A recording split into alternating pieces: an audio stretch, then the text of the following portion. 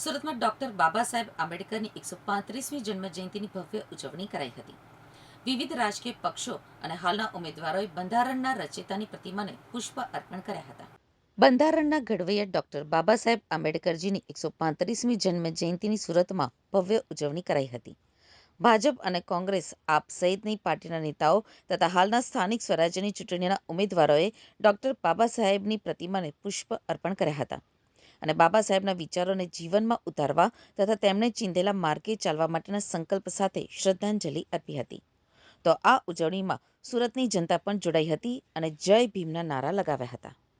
Committee member सूरत महानगरपालिका भारत रत्न परम पूज्य डॉक्टर आंबेडकर 135મી सार्वजनिक जन्म जयंती महोत्सव समिति अग्रणी सूरत आज विश्व वंदनीय चक्रवर्ती सम्राट अशोक महात्मा ज्योतिरावजी फुले और डॉक्टर आंबेडकर તેમજ छत्रपति शिवाजी महाराज ने संयुक्त जन्म जयंती आ बाबा साहेब आंबेडकर जन्मदिन पर अमे उजवी रह्या छे. बाबा साहेब आंबेडकर आ देश ने जो संविधान आप्યું છે આ વિશ્વમાં બેજોડ સંવિધાન છે, જેના લીધે 77 વર્ષની આઝાદીમાં પણ ભારત એક સંઘ અને એક સૂત્રીય રાજ્ય આ દેશમાં ચાલી રહ્યું છે. જેના જીતા જાગતા ઉદાહરણ કોઈ હોય તો આખા વિશ્વમાં ભારત છે. આજે સારું વિશ્વ સત્તા, સંપત્તિ, મોહ અને આતંકના ભયના હોતર હેઠળ જીવી રહ્યું છે. એક વ્યક્તિ આખા વિશ્વને બાનમાં લીધું છે અને સમગ્ર દેશ વિશ્વમાં મહાયુદ્ધની સ્થિતિ આવી છે. લાખો લોકો ગુજરી ગયા છે. ત્યારે ભગવાન બુદ્ધનો જે માર્ગ છે વિશ્વ શાંતિનો, આજે બાબા સાહેબ આંબેડકર જન્મજયંતિના પાવન પર્વ પર વિશ્વ શાંતિ, સદભાવ, કરુણા યાત્રાનું આયોજન આ સમિતિ દ્વારા કરવામાં આવેલ છે. આ યાત્રા સાંજે 4 કલાકે સરદારશ્રીના પ્રતિમા પાસે નીકળી સમગ્ર શહેરમાં ફરી સાંજે 7 કલાકે અહીંયા સવારના રૂપમાં ફેરવાશે.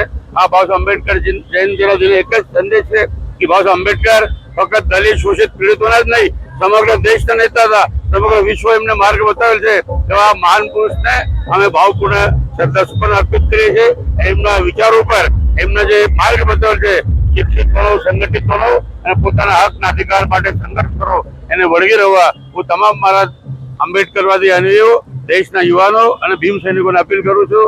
આ પાવન પ્રસંગે સૌને ફરીથી લાખ લાખ વંદન, બાબા સાહેબના વિચારોને વંદન, સમગ્ર મહાપુરુષોને વંદન. અને આ કાર્યક્રમમાં આપ સૌ જોડાઓ.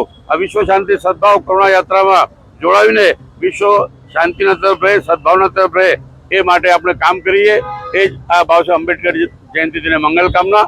જય ભીમ, નવ બુદ્ધાય. ડોક્ટર બાબા સાહેબ આંબેડકર જય અમર રહો.